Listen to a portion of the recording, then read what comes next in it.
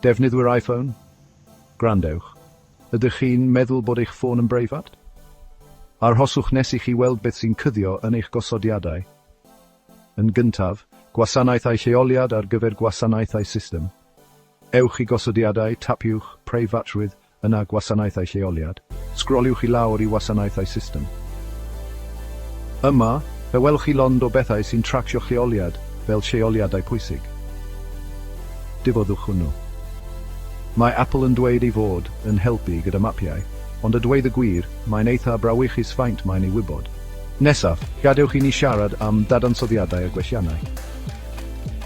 Yn ôl yn Preifatrwydd, tapiwch dadansoddiadau a gwelliannau. Yn ddiofyn, mae eich iPhone yn anfon data i Apple i wella cynhyrchion, ond mae hynny'n golygu rhannu manilion am sut rydych chi'n defnyddio'ch dyfais.